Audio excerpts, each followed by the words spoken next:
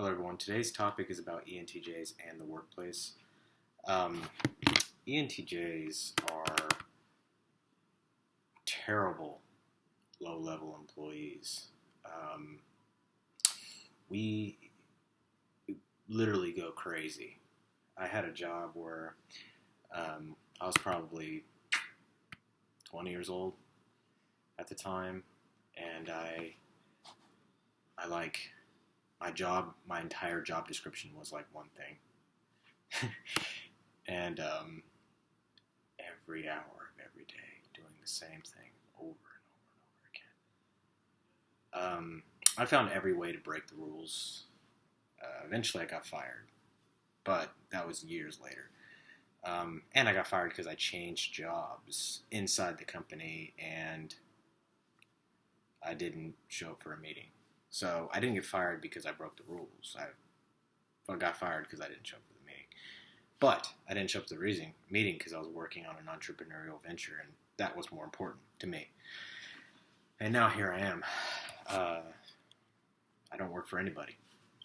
So we don't like working for people. If we do work for somebody, it's somebody we greatly respect. We'll work for somebody if we have to, but we don't like it. And we only like it if it's someone we respect.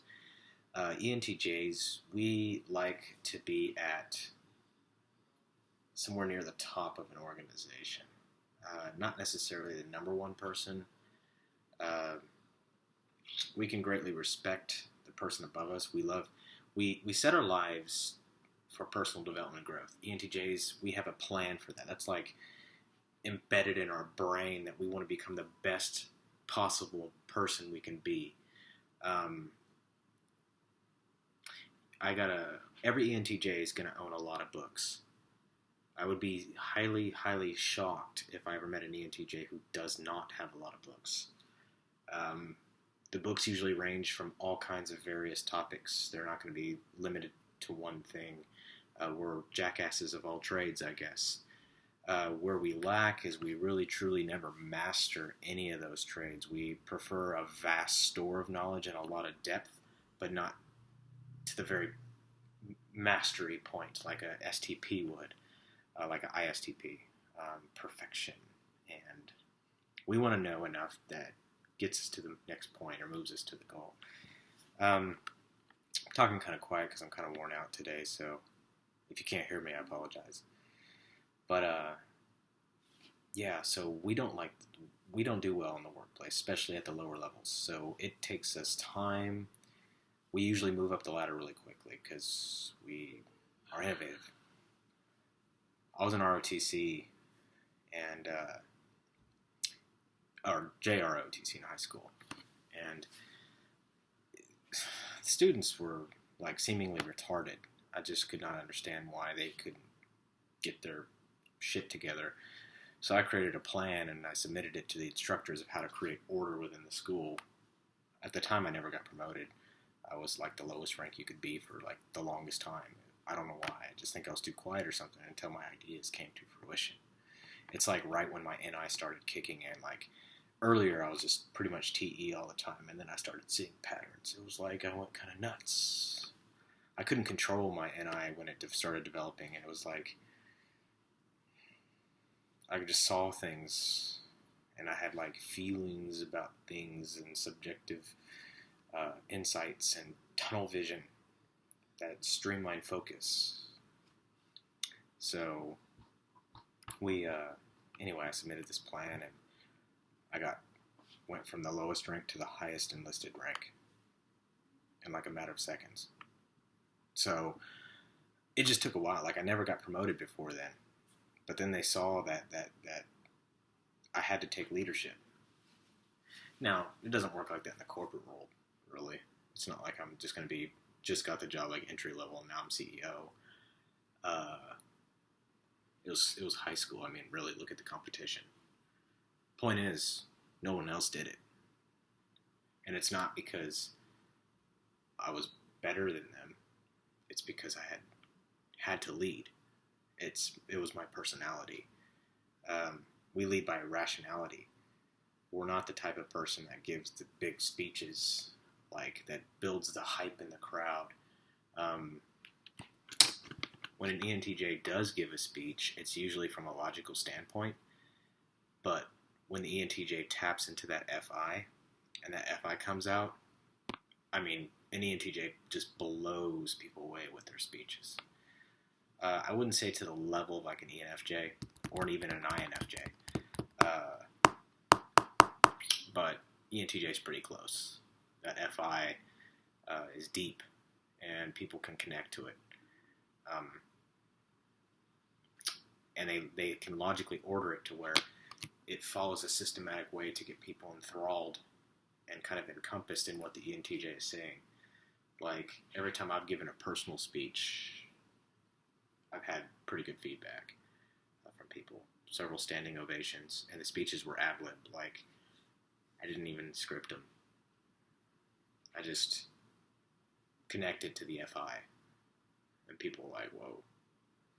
Anyway, I'm kind of going off track here, but we don't like the workplace. Most ENTJs are business people. We don't mind answering to people smarter than us. We are smart individuals naturally. Smart in the society's view of smart, not smart as in, hey, we're smarter than the other types. I think every type is smart in its own way, and it's just being able to see that. I had an ESFJ video on here earlier, and I had discredited them quite a bit, and I apologize for that. I actually took the video off because I've got to learn that there is something they offer to the world, and I don't understand them, so I need to go back and figure out what it is I don't understand about them, and not be so critical, because they're not logical people sometimes. So, yeah, they're like my Achilles heel. So if you saw that video, I apologize. I mean, it wasn't the best quality. It was more of me ranting on why I didn't understand extroverted feeling in its context as a dominant function.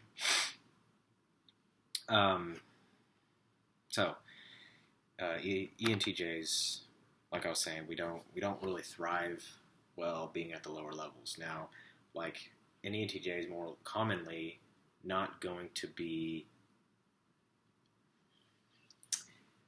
a founder of a company very often. We like to take systems and innovate them, but we don't like all the processes involved in founding something. Not that we don't find companies. Like, we don't, it's not like we don't create new companies. We do. It's not often that we like the process of founding companies. Only reason why we create new companies is typically because we don't want to work for someone else. It's not because we have this new invention. A lot of founders are ESTPs. They actually are passionate about their product. ENTJs, we more passionate about our goal, less passionate about what it takes to get there. So an ENTJ will look at a product, and this is why ENTJs are typically not founders. They are sometimes, but this is why they're typically not, is because our passion is usually tied into the goal. It's not tied into what it is that reaches the goal. Like, Tim Ferriss is a good example. He systemized his entire life, and he is one of the most brilliant people I can think of when it comes to business, because he never really cared about the product, or at least it seemed like he didn't, as much. He wanted to achieve a goal, and he knew how to create a whole system to do it. He had planned it out, almost like an INTJ would. Though he does remind me kind of an ESTP. I don't know if he had the goal first or he created the product first. That would be my question. But he ultimately, if he had the goal first, then he just kind of found a product in the marketplace. Because one thing he said that makes me think he's an INTJ or NTJ. I don't know if I or E, because I don't know his personality, or how he does things. But I do know that he's irrational. Was that he was willing to abandon his product to achieve the goal. ESTPs typically won't. They just want to win with the product. Or an ESTP, rather. They want to perfect the product to where it fits the marketplace. An ENTJ will abandon the product and find a better line, should they be willing. Should that product line be defective, we'll abandon it quickly. Hey, this doesn't work.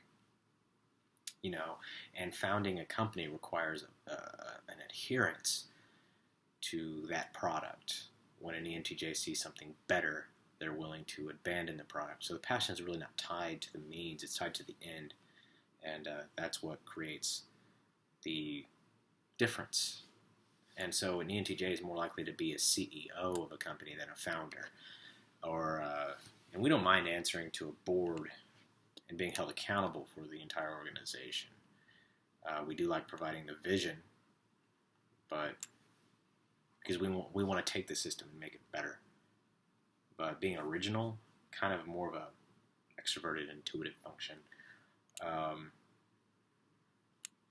Like someone said on here, I wish I could credit his name, but I don't know off the top of his head. He said, extroverted intuition is taking one object and making a million possibilities from it.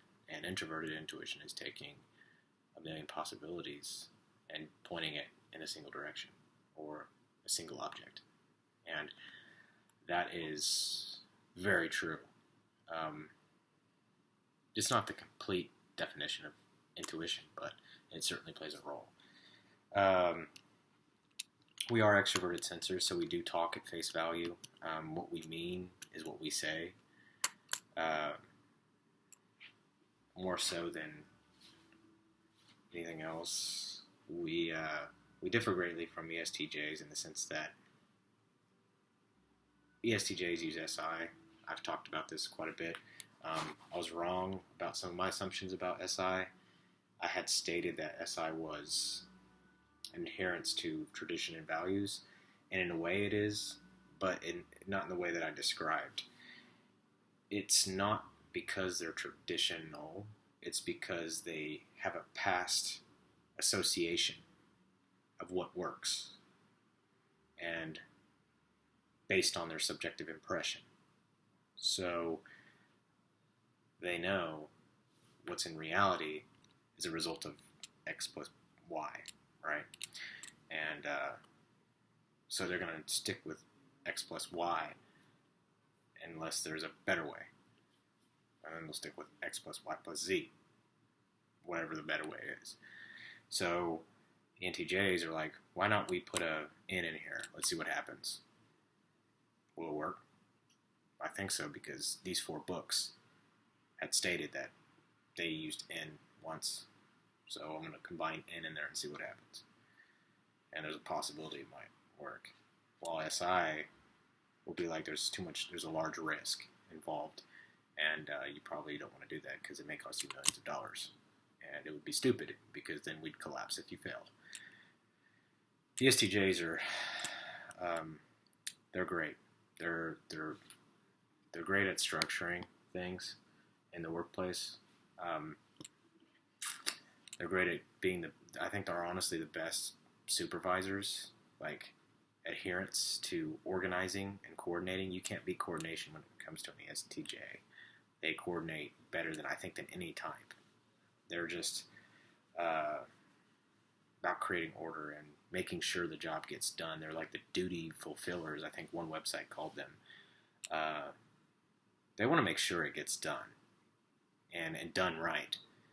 Done what was proven by SI.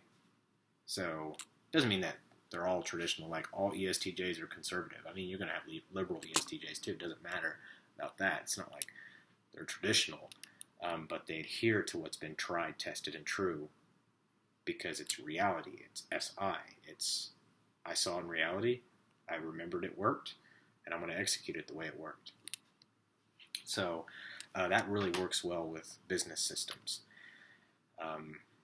I think in a COO role, ESTJs have the best advantage in working as a COO.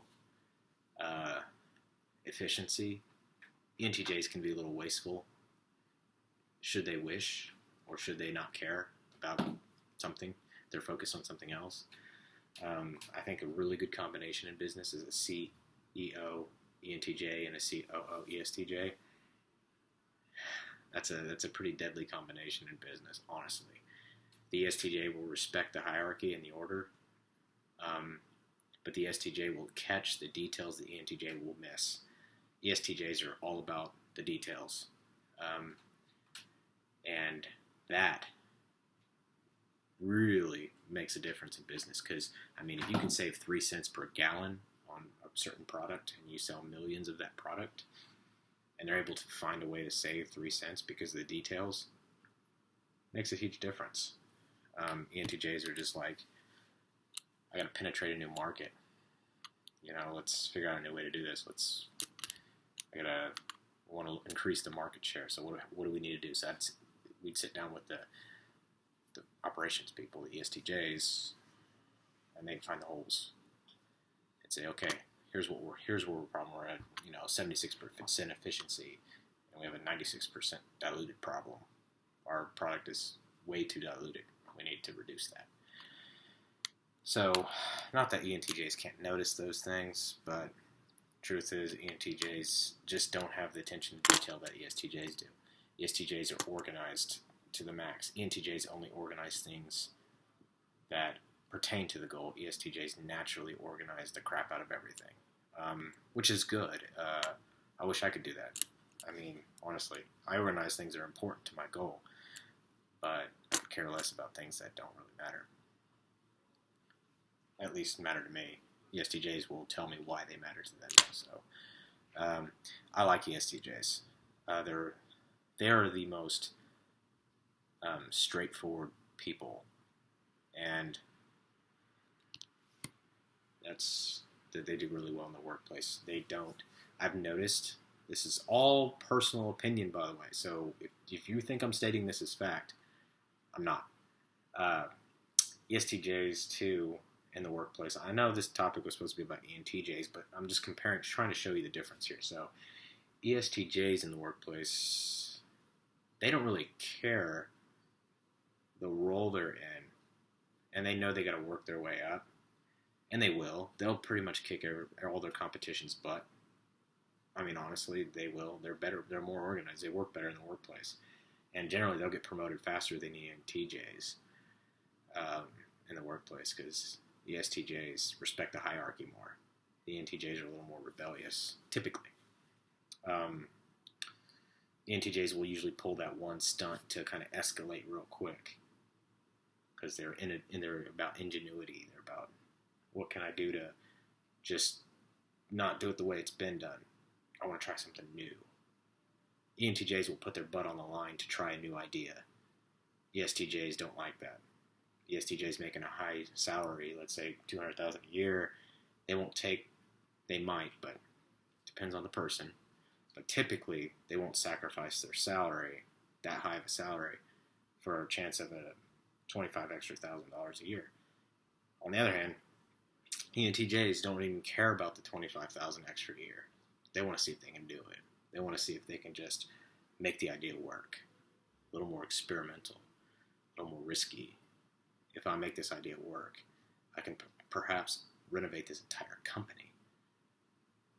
So it's the challenge that drives us to power. And we seek power because we hate being controlled. We want to control. And the reason why we want to control is because we want to make change. We want to impact the world in our own way. So, we subjugate, as Michael Pierce on YouTube. He has excellent videos. I'm going to link his channel on this video so you guys can check him out. I think he has the most practical viewpoint on the MBTI types. Honestly, The level of detail blows my mind. I think he's an INTP, but I'm not 100% sure. I think he said that once. I might be off, but he really knows this stuff. So watch the videos. Learn how the types interact. Hell, you won't even need to watch my videos after you watch his, but he can get kind of complicated for some people, I guess, because he really goes into the cognitive abilities. Usually the first 4 to 5 minutes of any type video, he'll be explaining cognition, like the introverted tuition versus extroverted sensing kind of thing. So, last thing is, I've noticed that ENTJs too, we have difficulty connecting to people that on a personal level. Everything we do, we have to. Everybody in our network has to serve some type of purpose. Like our network is like in a phone. You'd have their name and what they do, so you would know when to contact that person. Yes, you would give them favors. You'd be a friend, that kind of thing. But you'd want to do something for somebody, so they kind of, so that way you know what their role in the picture is. Like, we naturally want to mobilize people to do something, will to power, whatever it takes. So some people, like certain types that I'm not going to distinguish here, but they're going to say all ENTJs do is use people, and we do. We use the hell out of people. So, is that a bad thing? That's a question to ask, because I don't think it is.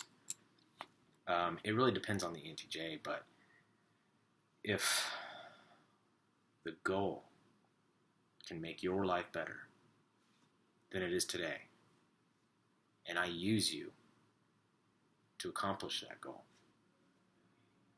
is that bad? If I know that your life could be 10 times better, and I'm going to be ruthless in accomplishing the goal, and I will use you to achieve it, is that bad? We subjugate, not in the negative connotation. So watch Michael Pierce's video, because he explains that, what we actually do. We will use every resource possible to have control. Unlike the INTJ, who really roots in understanding. They use understanding as their method of power. The ENTJ uses whatever they can.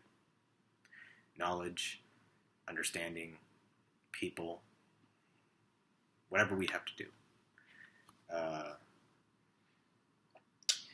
ENTJs generally like to win at the game. INTJs usually like to win at the game as well. But INTJs also like to create the game and then win at it. They want to create the game and win at the game.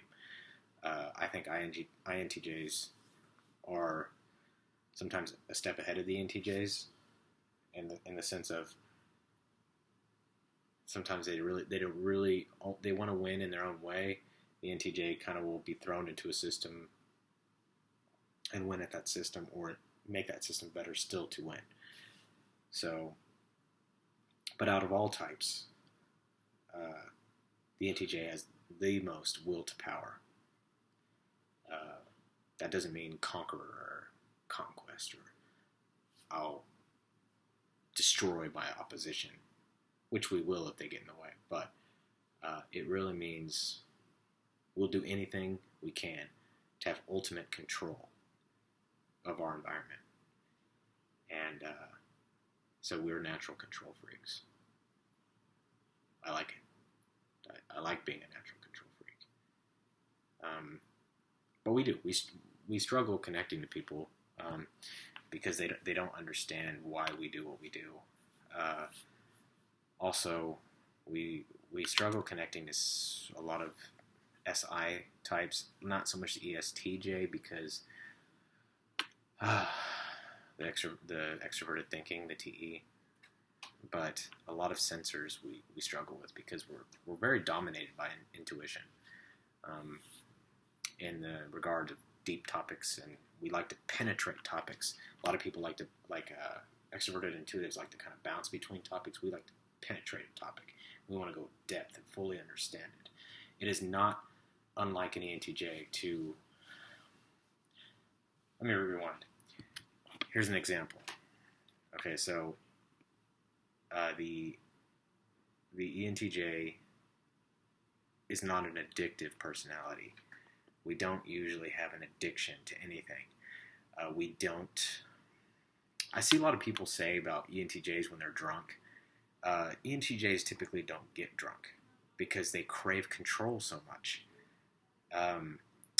Again, I'm an Enneagram type 8, wing 7, so I am like the most traditional ENTJ in that regard, how we've always been typed, the will to power. I guess there's different Enneagram ENTJs who are not like that, but I am. So I'm going from my perspective. I don't have an addictive personality. I don't crave anything other than the normal human instincts and desires, obviously. So the will to power is the addiction.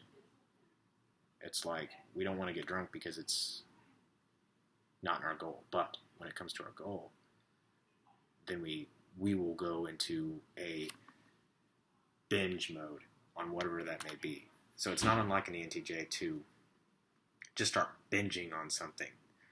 And because, like a book or whatever it is. And sometimes ENTJs have crises, as Michael Pierce explains, when they lose touch with their values.